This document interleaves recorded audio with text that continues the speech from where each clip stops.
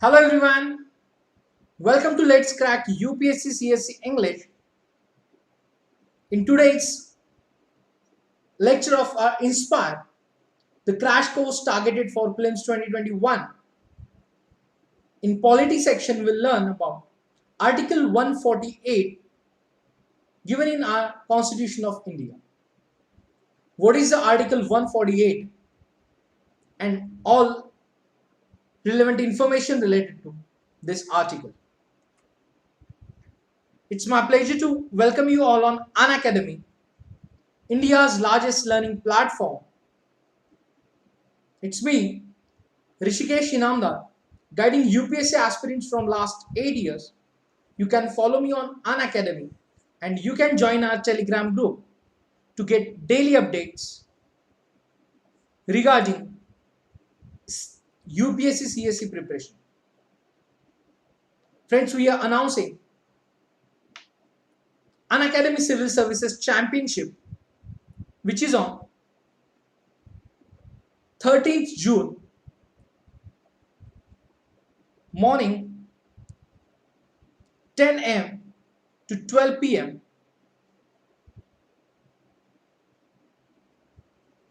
Now, in this championship program, here is the opportunity to win exciting prizes. It's absolutely free for all aspirants.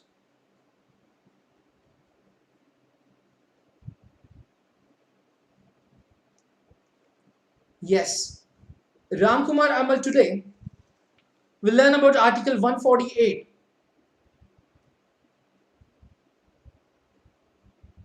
Now, in this Civil Services Championship program, you can win scholarship and prizes worth rupees 3 crore. So hurry up and enroll yourself for this Unacademy Civil Services Championship, which is scheduled on 13th June. Yes, we will discuss 4-in-1 offer during this session. Those aspirants pursuing their graduation or after their 12th examination planning to start their preparation for civil services, they can opt for Iconic subscription. So in this Iconic subscription, you will get all the features of plus courses like live classes, weekly tests, structured courses, and unlimited access for live and recorded classes. Along with that, additional features like personal guidance, study planner, study material, expert guidelines, and test analysis in Iconic subscription. We are providing Plus and Iconic paid subscription on our platform, where you will get 10% discount after using referral code RBI Live. Now, after using this code, you have to pay only 64,800 rupees for 2 years subscription of Plus course. And after using this referral code, you have to pay only 1,04,175 rupees for Iconic subscription of 2 years. We are going to start new batch from 2nd June. So aspirants, you can join regular batches like 1-year batch or 2-year batches, NCRT batches, and along with revision batches. So next new batches starting from 2nd June. We are providing free test series for all aspirants. Do not forget to use code RBI Live to unlock the test of General Studies and Current Affairs. Also, Unacademy Combat we are conducting on every Sunday morning 11 a.m. It's absolutely free. Just you have to enroll yourself using code RBI Live, and the Unacademy Combat is available in Hindi and English medium. So let's start today's topic, Article 148 of Constitution of India. So basically in our Constitution, this Article 148, which provides an independent office of the Comptroller and Auditor General of India. I hope everyone aware about this office. CAG, Comptroller and Auditor General of India. During the session, we will use sometimes the CAG, which means Comptroller and Auditor General of India. So, what is the role of CAG? Yes, the significance of this office. So, friends, CAG is the head of Indian Audit and Accounts Department. So, the Indian Audit and Account Department was created during the British rule in 1753. Indian Audit and Accounts Department was created during the British rule in 1753. So, CAG is the guardian of the public purse and controls the entire financial system of the country at both the levels, the center and the state. So, understand the important role of CAG. So, he is the guardian of the public purse and controls the entire financial system at the center and the state.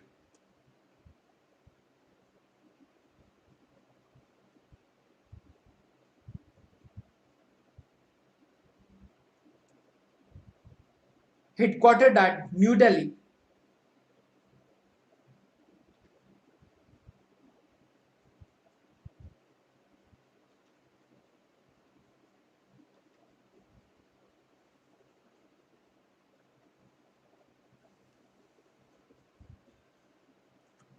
So, his duty is to uphold the Constitution of India and laws of Parliament in the field of financial administration.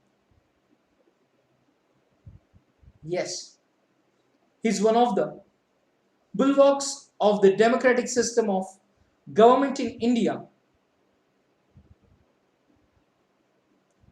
The others being the Supreme Court, the Election Commission, and the Union Public Service Commission. So, CAG is one of the bulwarks of the democratic system of government in India. So, Comptroller and Auditor General of India is the apex authority which is responsible for external and internal audits of the expenses of national and state governments. Yes, friends, CAG of India is the apex authority responsible for external and internal audits of the expenses of national and state governments. Now we'll see powers of the Comptroller and Auditor General of India.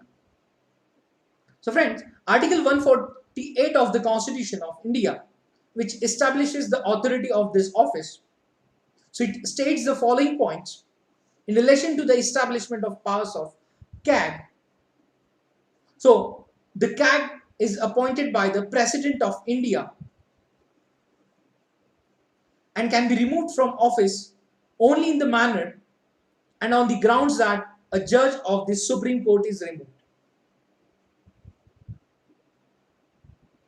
The person appointed to this office should take an oath of office before the President or any other person appointed by the office of the President.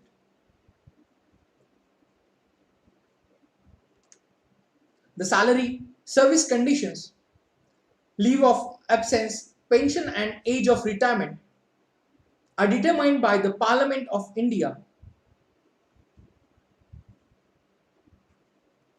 and specified in the second schedule, such that the service conditions and salary will not be modified to the advantage of the incumbent during their tenure. Yes. So, the CAG is not eligible for any further office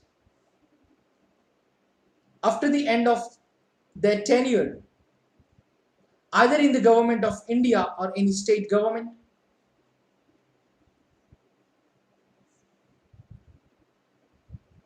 So there is no provision of reappointment or any other duties under the central or state government. The powers and functions of the CAG are subject to the provisions of the Indian Constitution, any acts of Parliament, along with the service conditions for the Indian Audits and Accounts Department.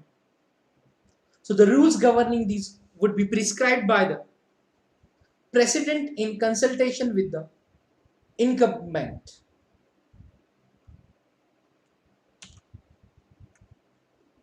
So the expenses on the administration of this office, including all allowances, salaries, pensions, would be charged to the Consolidated Fund of India, which ensures the independence of the CAG.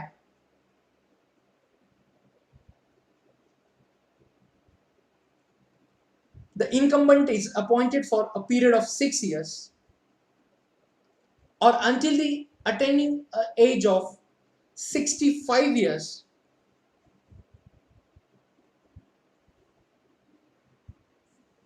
whichever is earlier.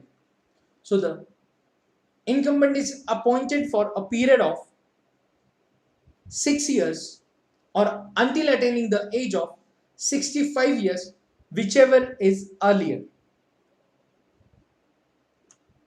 Now, in order to be able to discharge duties effectively, certain privileges and powers which facilitate the process of auditing have been given to this office.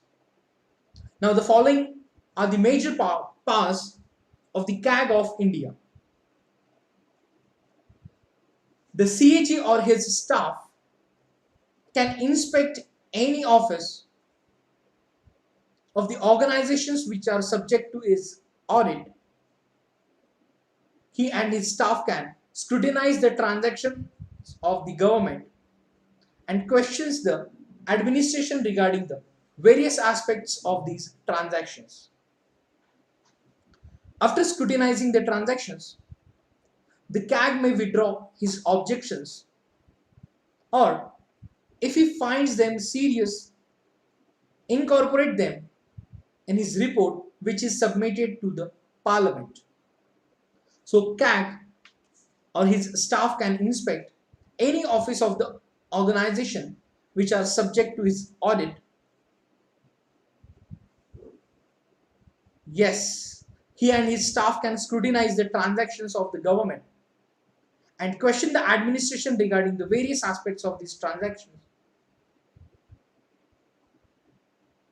After scrutinizing the transactions, the CAG may withdraw his objections, or if he finds them serious, incorporate them in his report which is submitted to the Parliament.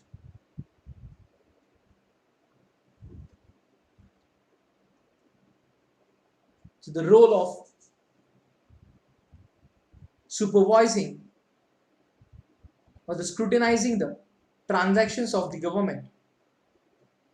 To enable the office to perform this function smoothly, he is endowed with full access to the all financial records, including books, papers, and documents. So, moreover,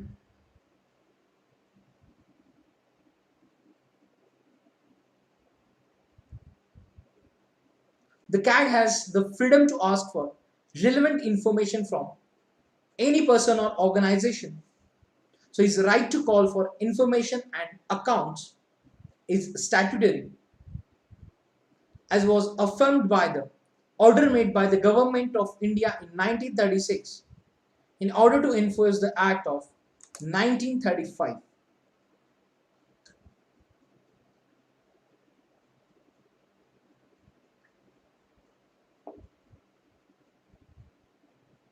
So, the present provision of according him free access to files and information is a practice continuing from the past. A modification, however, was introduced in 1954 is the central government, according to which if secret documents are involved or they are sent to the CAG by name specifically and are written as soon as the work is over.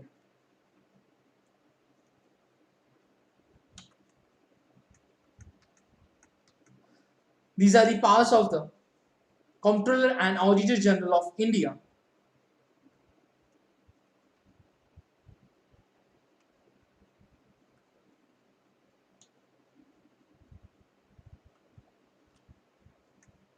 Then, duties of CAG. So, Article 148, 149, 150, and 151 of the Constitution of India describes the functions and powers of this office. So, the following is brief description of various areas which dealt with in this article of the Constitution. So, after Article 148, now we'll see Article 149, which talks about the duties and powers of the Comptroller and Auditor General. So, in this article, which is talked about to perform such duties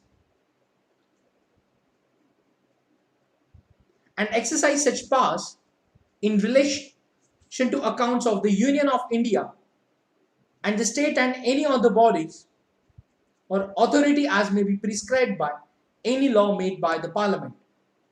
So CAG is authorized to scrutinize the transactions of any body under the Union of India and the states or any authority or bodies may be prescribed by any law made by the Parliament. Then Article 150, which is talked about the form of accounts of the Union of India and the states.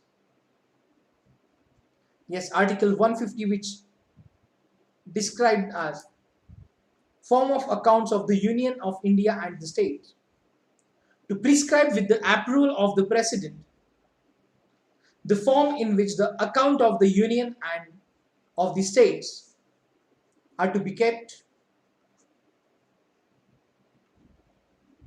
Article 151, CAG reports. To report to the President or to the governors of the states on the accounts of the Union or state.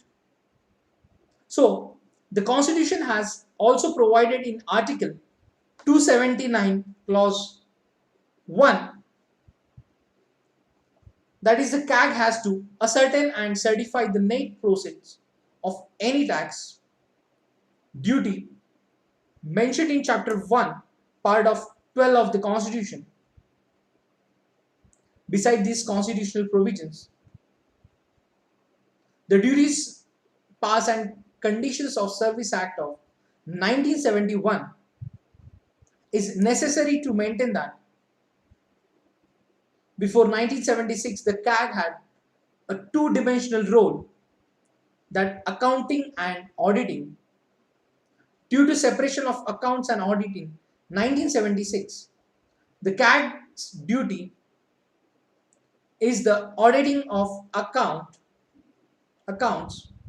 and since 1976 accounting is being done by the various departments themselves with the help of Indian Civil Accounts Services.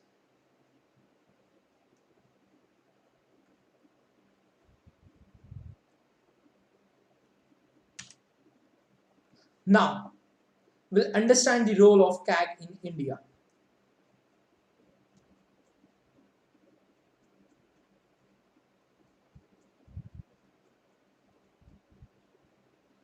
So the role of this office is to uphold the provisions of the Indian Constitution and laws enacted by the Parliament.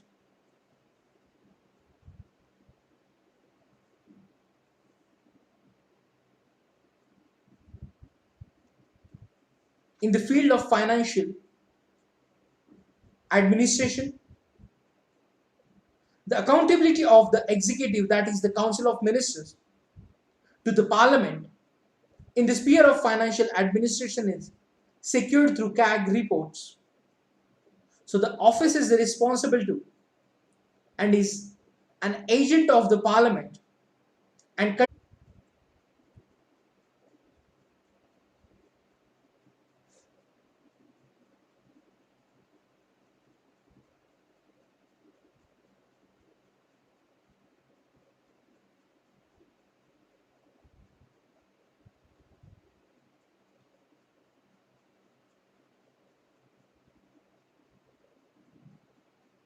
so now we'll see role of CAG in India.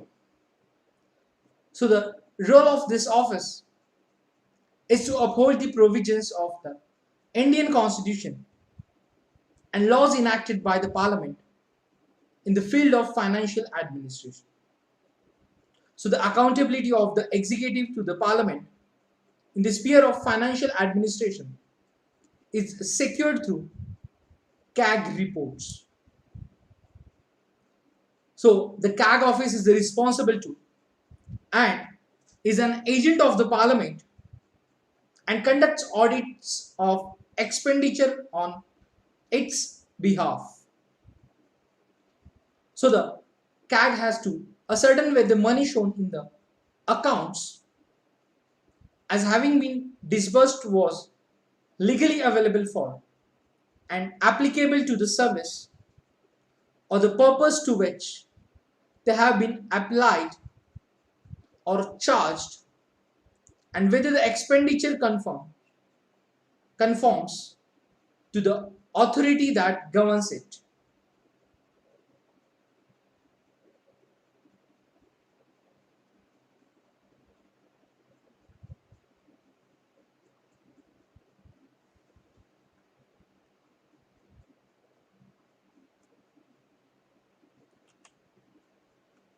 The office can perform a property audit. Yes, the office can perform a propriety audit. That is, it can look into the wisdom, faithfulness, and economy of government expenditure and comment on the wastefulness of such expenditure. So, however, unlike the legal and regulatory audit, which is obligatory on the part of the CAG, the propriety audit is discretionary. The propriety audit is discretionary. So the Secret Service expenditure is a limitation on the auditing role of the CAG. In this regard, the CAG cannot call for particulars of expenditure incurred by the executive agencies, but has to accept a certificate from the competent administrative authority that the expenditure has been so incurred under his authority.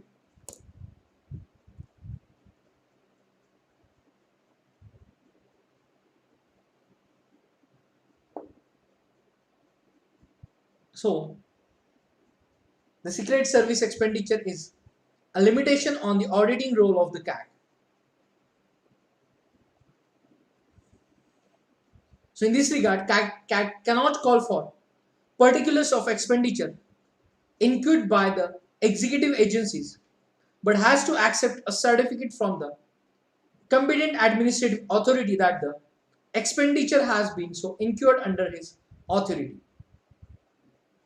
So when we are talking about the security of our country, there are the Secret Service expenditure which cannot be audited by CAG,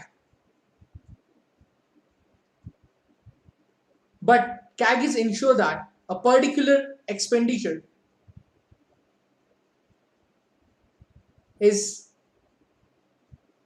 allocated for specific reasons which need the certificate from the competent administrative authority for such expenditures. So the Constitution of India visualizes this office to be Comptroller as well as Auditor General. So however, in practice, incumbent officer is fulfilling the role of an Auditor General only and not of a Comptroller. In other words, the office has no control over the issue of money from consolidated fund, and many departments are authorized to draw money by issuing checks without specific authority from the CAG. So it's concerned only at the audit stage when the expenditure has already taken place.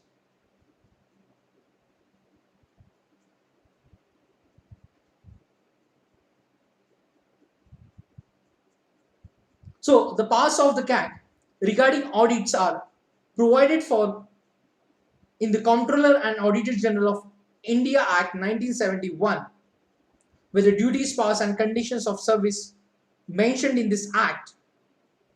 So according to this CAG Act 1971,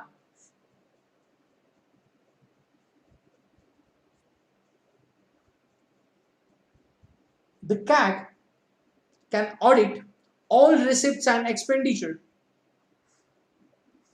from Consolidated Fund of India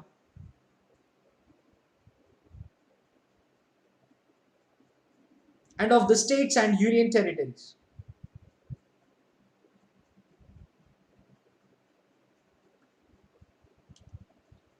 Then all transactions relating to the contingency funds and public accounts, all trading, manufacturing, profit and loss accounts, and balance sheets and other subsidiary accounts kept in any department,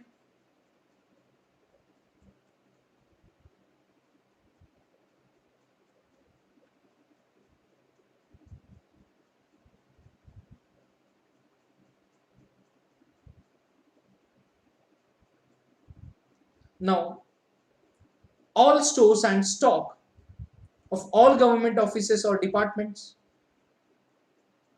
accounts of all government companies set up under the Indian Companies Act 1956, accounts of all central government corporations whose acts provide for audit by the CAG,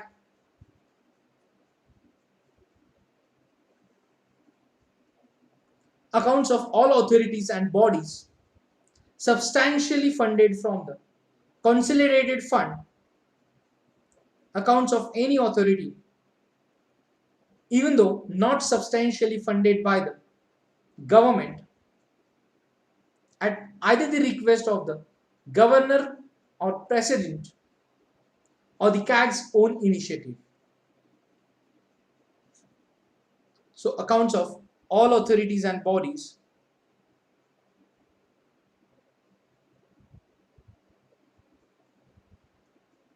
substantially funded from the consolidated fund. So accounts of any authority, even though not substantially funded by the government, at either the request of the governor, president, or the CAG's own initiative.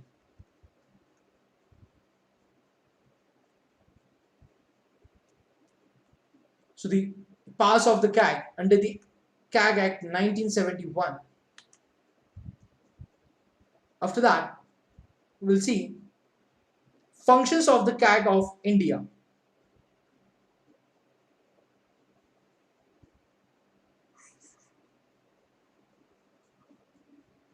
So the Constitution in Article 149, which provides the legal basis for the Parliament to prescribe the duties and powers of the Comptroller Auditor General of India, in relation to the accounts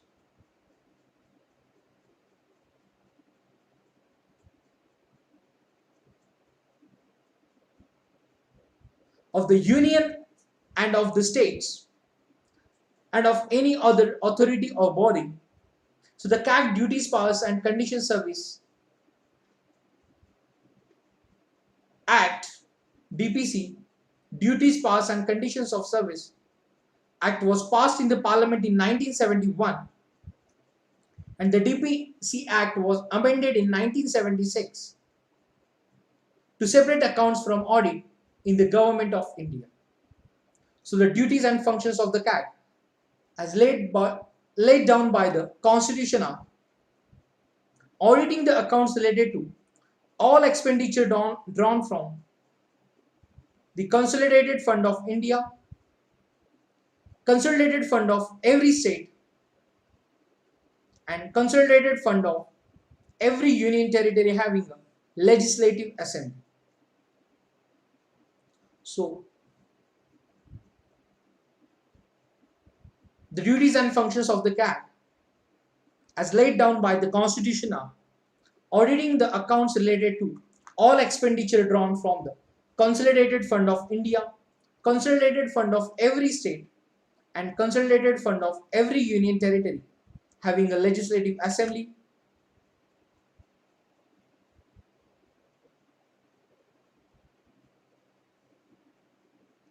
Then audit of all expenditure from the contingency fund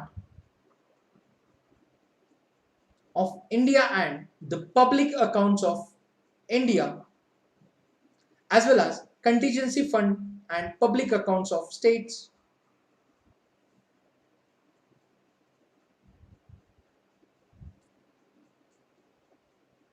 Then audit of all trading, manufacturing, profit loss accounts, balance sheets and other subsidiary accounts of any department of the central government and state governments. The CAG auditing the receipts and expenditure of the government of India and each state to ensure that the rules and procedures in that regard are designed to secure an effective check on the assessment. Yes. So, designed to secure an effective check on the assessment, collection and proper allocation of revenue. Then auditing the receipts and expenditure of the following, like all bodies and authorities substantially financed from the central and state revenues, the government companies and other corporations and bodies when so required by related laws,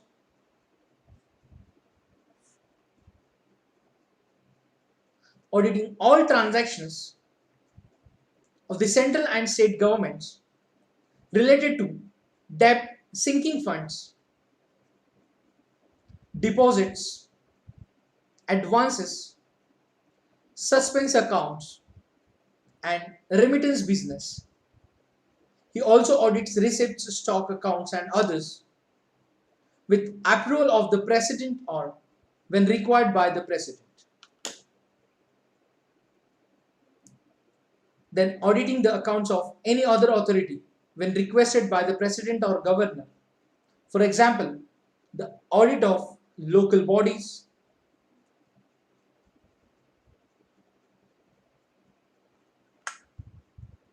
the CAG advising the President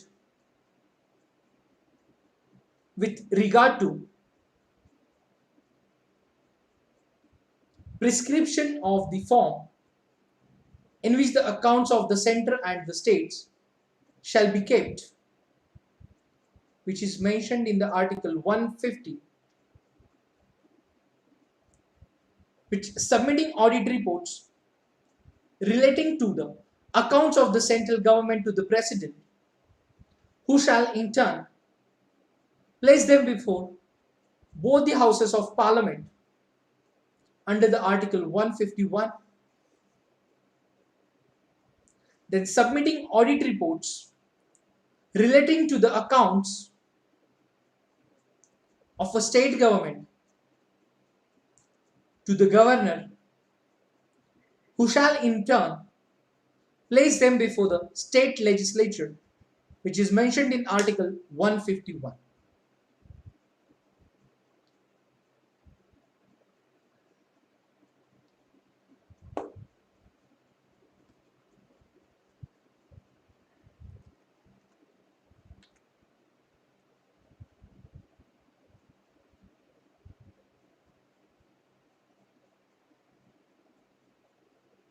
So, the functions of the CAG of India.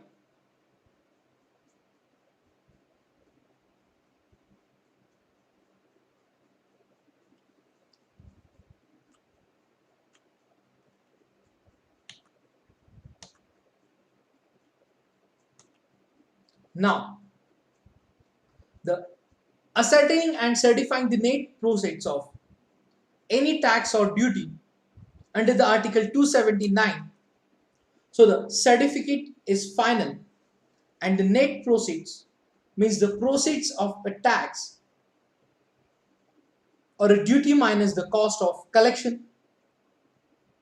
So acting as a guide of the Public Accounts Committee of the Parliament, he complies and maintains the accounts of state governments.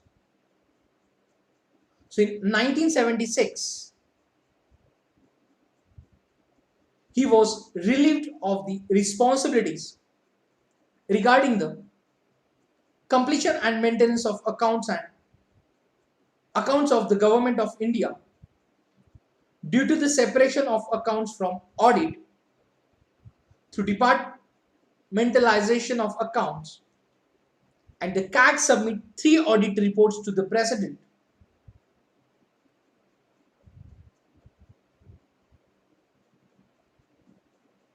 So audit report on appropriation accounts, audit report on finance accounts, and audit report on public undertakings. So the CAG submits 3 audit reports to the President.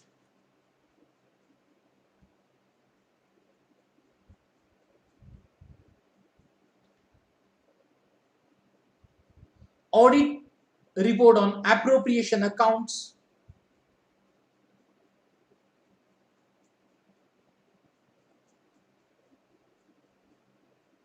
audit report on finance accounts, and audit report on public undertakings. Now, the President lays these reports to before the both houses of Parliament, and after this, the Public Accounts Committee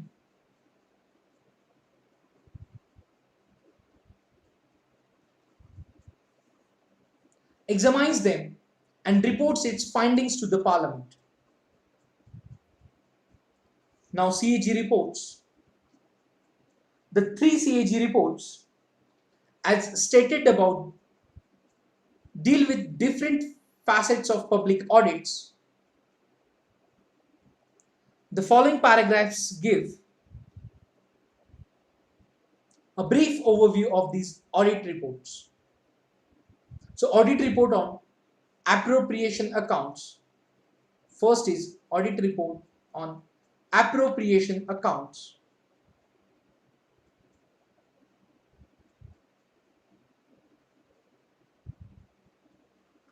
The appropriation accounts show the appropriation of the money granted by the legislature to the various grants and heads of expenditure, and whether the money granted for a specific purpose has been spent for that purpose or not.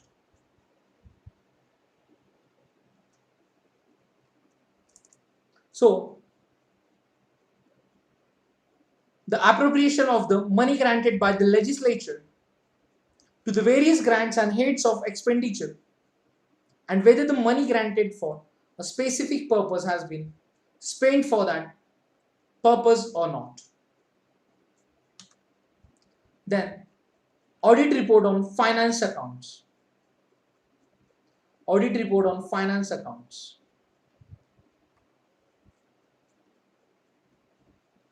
So the finance accounts show the accounts of annual receipts and expenditure during the year. So audit report on public undertakings. Yes, after that, audit report on public undertakings.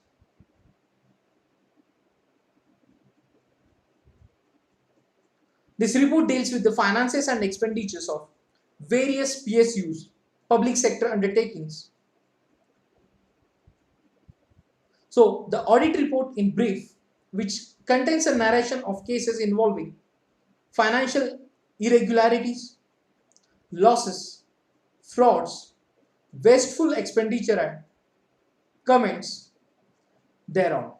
So the accuracy of budgeting, control of expenditure, savings, etc. The CAG provides audit paras criticizing public expenditures of the departments, and the paras are developed during post-event scrutiny by the CAG staff.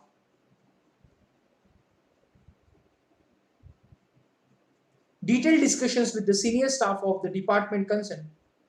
So the finalized paras are then brought before the parliament, whether the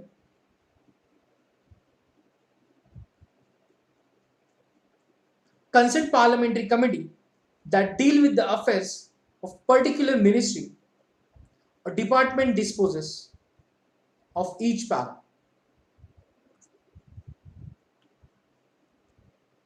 So the CAG reports, audit reports on appropriation accounts, audit report on finance accounts,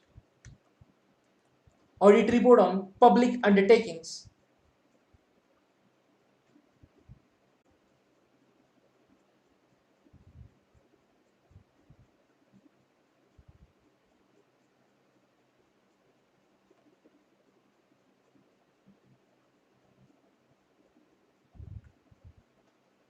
So the following procedure is followed while making and submitting an audit report by the Comptroller and Auditor General's office.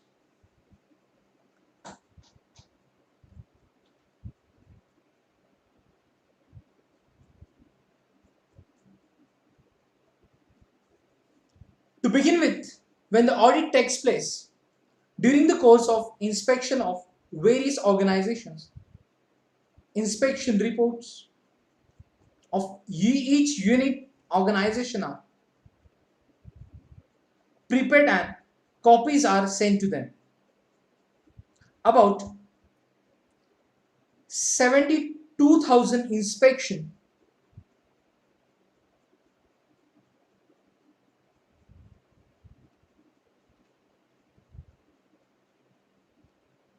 reports are sent in a year. They are asked to take corrective action and their process is also watched. The most important matters in these inspection reports are included in the annual audit reports. Then, before they are presented to the president, the audit reports are put through rigorous quality assurance procedures and countersigned by the Comptroller Auditor General of India. After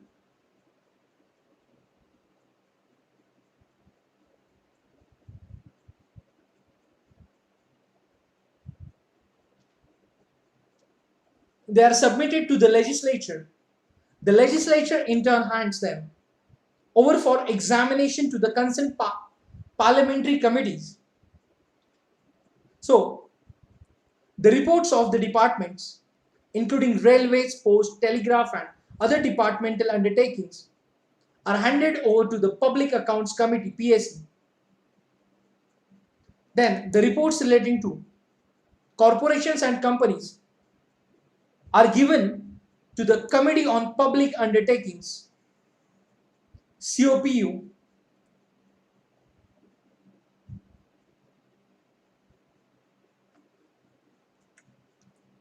Yes, So since 1989, an annual activity report of each department is brought out by the CAG to assess the overall working of the department and to let all those interested in the functioning of the department know the details of its working. It serves a dual purpose. It gives a complete and true picture of the existing state of affairs and also helps in planning for the future.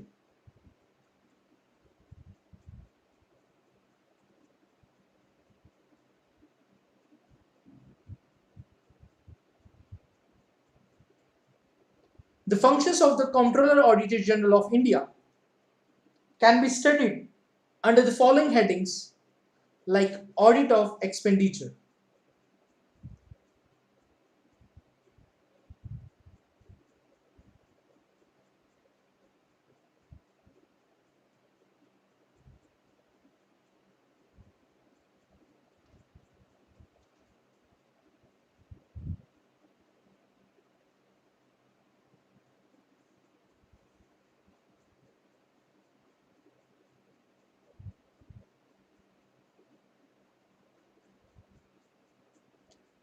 It is the prime task of the CAG to audit all expenditure incurred from the revenue of the union and the states.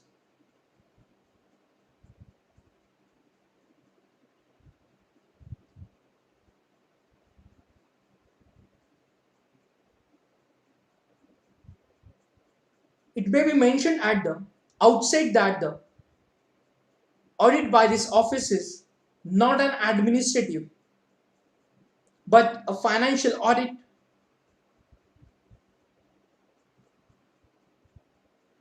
Administrative audit entails an examination of technical, personal, and organizational processes of the administrative apparatus. So, the audit is not within its jurisdiction.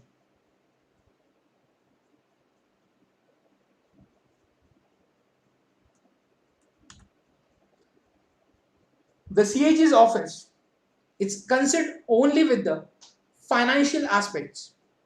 So, however, when an administrative act has serious adverse financial repercussions or implications, the CAG can see whether that particular administrative act was in conformity with the prescribed laws and approved financial procedures and whether it has resulted in any extravaganza or loss. So, audit of expenditure, which consists of ensuring whether the following essential conditions have been fulfilled or not.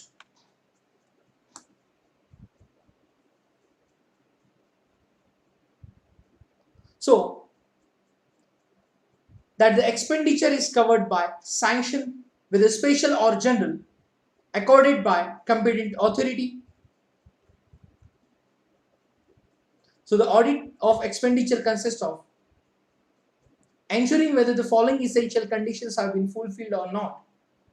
That the expenditure is covered by sanction with a special or general accorded by a competent authority. That the expenditure conforms to the relevant provisions of the statutory enactments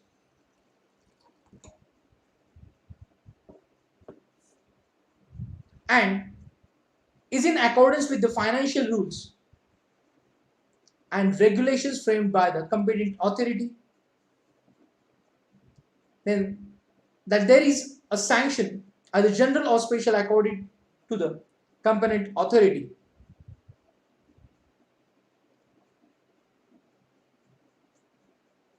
So that is within the ambit of the purpose for which the grant was intended, that the demand is supported by a voucher in proper form and the person to whom the payment has been made has duly acknowledged the payment and fact of payment has been so recorded as to make a second claim on the government impossible.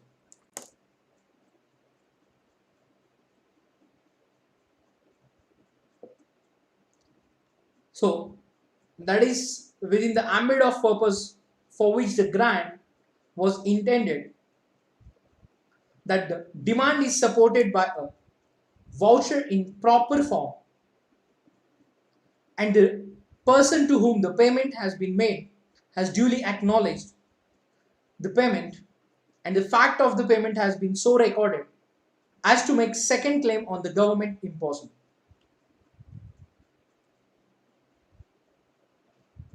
Yes, which means the to avoid the multiple payments for the same work, that the various programs, schemes and projects in which large funds have been invested are being run economically, that the various public sector undertakings are yielding the results expected of them, and that the expenditure has been incurred with due regard to the broad and general principles of financial property. All these constitute what is called the statutory audit. In other words, these are specifically provided for by statute or law. Now, side by side, another area which is known as discretionary audit. So, another area which is known as discretionary audit has emerged. So, the discretionary audit is based on a liberal interpretation of the functions given by the statute and the recommendations of the Public Accounts Committee. It had recommended that the Public Accounts Committee should, even more than in the past, encourage the CAC to scrutinize and criticize improper and wasteful expenditure and to indicate whether censure is in his opinion required. In practice, the discretionary powers have become more important than the ones laid down by the statute. Much depends on the approach and style of the incumbent. So, a precise area of audit cannot be prescribed in the case of discretionary audit because no rules regarding this have been laid down. Yet, it may be mentioned that discretionary audit lays emphasis on undertaking investigation and reporting on any wasteful and uneconomical expenditure regarding contracts and major deals.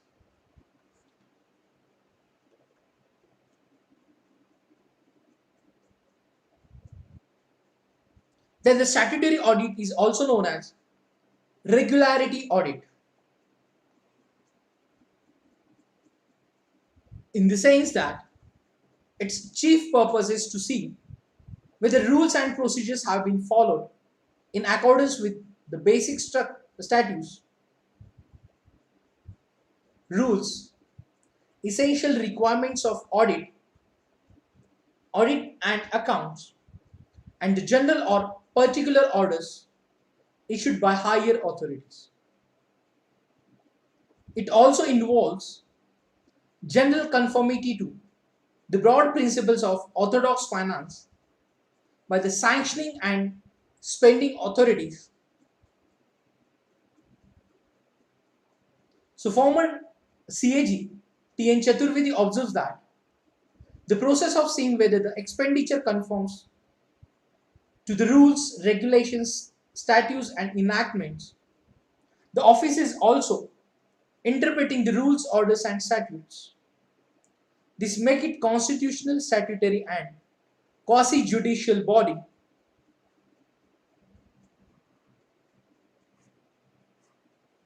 under the Constitution of India.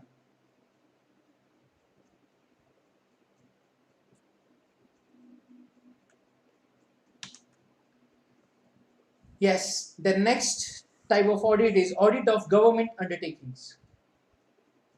The CAG also undertakes an audit of the commercial undertakings of the governments of the union and the states. Commercial undertakings exist in three forms: departmental undertakings, run on the patterns of departments; statutory corporations, created by specific laws;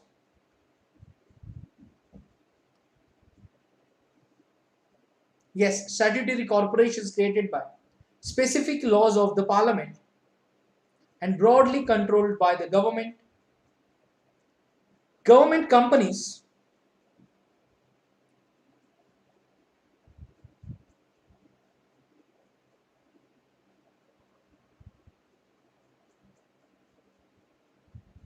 set up under the Indian Companies Act 1956 in the form of private or public limited companies.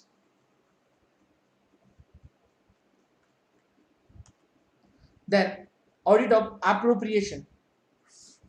So the appropriation audit ensures that the grants are spent for the purpose which they have been provided, and in this process certain cases which depict a discrepancy between estimates and the final turnout might come to light, and a scrutiny of such cases has to be made. Then it also verifies whether there have been reappropriations from one head to another and whether such reappropriations conform to the authority delegated. Thus, it is a document which reveals the various aspects of the transactions of the government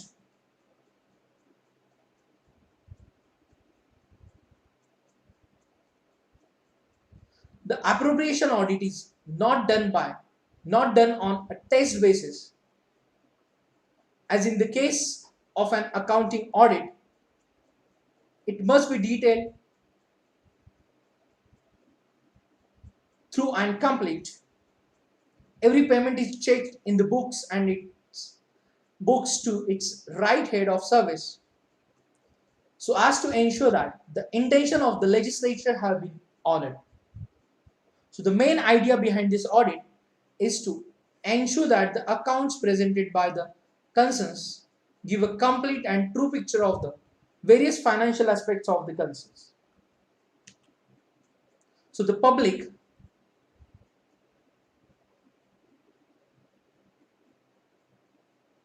has a large stake in the running of these undertakings as vast public funds are involved.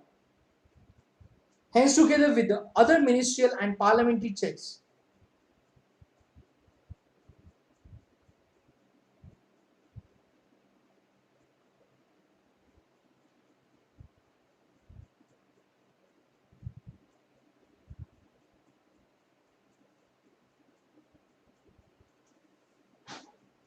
over these undertakings, and they are also subject to the audit control by this office. So in the case of departmental undertakings, the CAG is the sole auditor.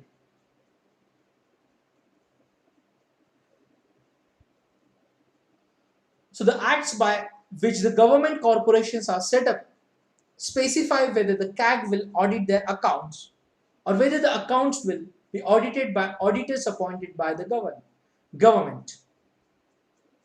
To avoid these pitfalls, a system was devised in 1956 to provide personal contact between the representatives of audit and of administration.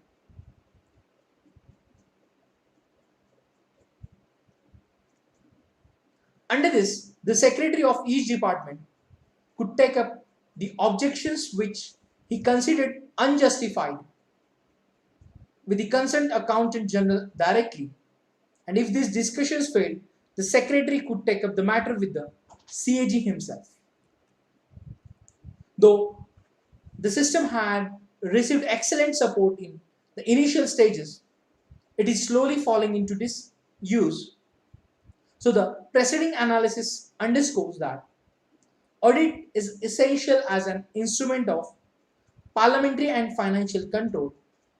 So B.R. Ambedkar had pointed out in the Constituent Assembly debates that CAG was probably the most important officer in India because it was he who saw that the expenses voted by Parliament were well utilized, and he may be criticized on the ground that the audit is too critical, concerned with details, etc.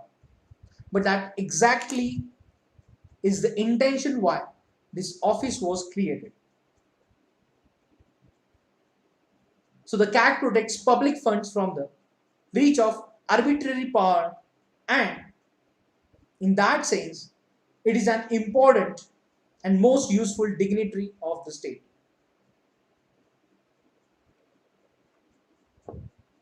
Then, the structure of CAG's office. The Indian Audit and Accounts Department, headed by the Comptroller Auditor General of India, he is assisted by 5 Deputy Comptroller Auditors General of India. One of the deputies is also chairman of the Audit Board. Below the Deputy CAG are 4 additional Deputy Comptroller and Auditor General of India, and the hierarchy in this office, which comprises of Comptroller and Auditor General of India, then Deputy Comptroller and Auditors General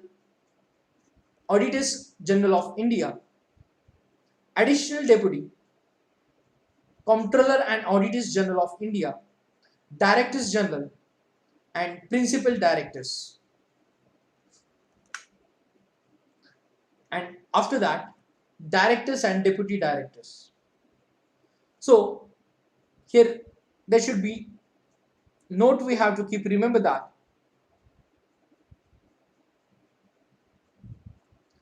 field office formations are headed by officers of the designation of DG, PAG, PD, AG, and they report to the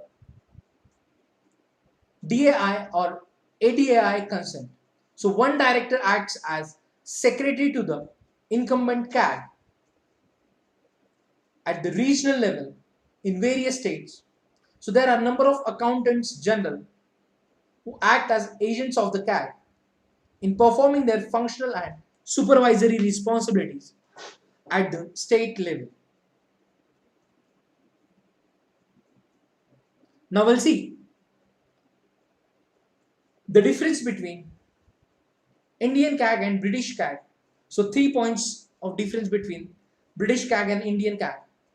The CAG of India only perform the role of an Auditor General and not of a Comptroller, but in Britain it has the power of both Comptroller as well as Auditor General. In India, CAG audits the accounts after the expenditure is committed, that is ex post facto. In the United Kingdom, no money can be drawn from the public exchequer without the approval of the CAG. In India, CAG is not a member of the Parliament, while in Britain, CAG is a member of the House of the Commons.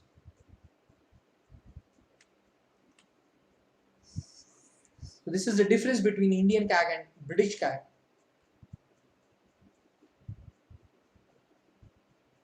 Now friends, remember that the Girish Chandra Murmu has been appointed as the Comptroller Auditor General of India last year, and earlier he was the Lieutenant Governor of Jammu and Kashmir Union Territory. Before him, Rajiv Maharshi assumed the CAG office in 2017. So presently, Girish Chandra Murmu is the Comptroller and Auditor General of India.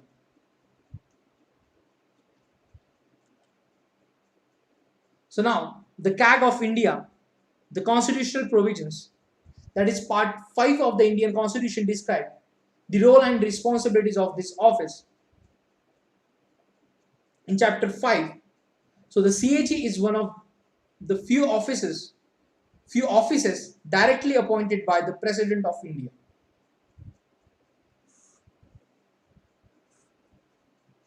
Then the Article 148, Article 149, Article 150, Article 151 describes the CAG and its duties and responsibilities. Then Article 279 deals with the calculation of net proceeds as assented and certified by the CAG and whose certificate is final. Then the third schedule, section 4 of the Constitution of India, which prescribes form of oath affirmation made by the judges of the Supreme Court and the Comptroller Auditor General of India at the time of assumption of office. And according to the sixth schedule, the accounts of the district council or regional council should be kept in such form as CAG with the approval of the President prescribes.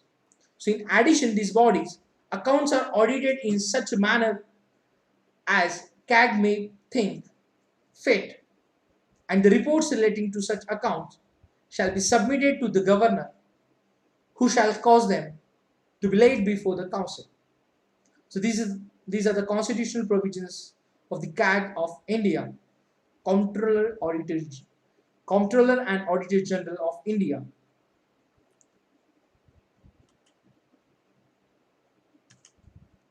Yes, friends, these are the paid subscriptions we are providing on our platform, Plus and Iconic, where you will get 2 years subscription with discount. After discount, rupees 64,800 for Plus course for 2 years and Iconic course for 2 years.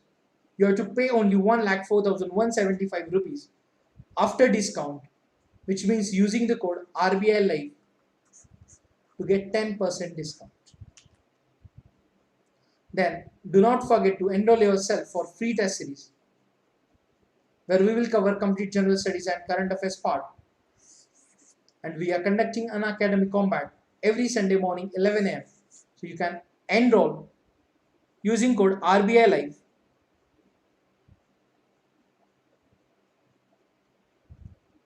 And this combat we are conducting in Hindi and English medium. So friends, that's it for today's session. Do not forget to start your preparation with Unacademy from new batches starting from 2nd June. Now in the next lecture of our Inspire series, we'll see new topic. Till the time, keep revising what we have covered. Do not forget to like, share and subscribe Unacademy videos. So keep studying, keep revising. All the best. Stay home, stay safe, take care.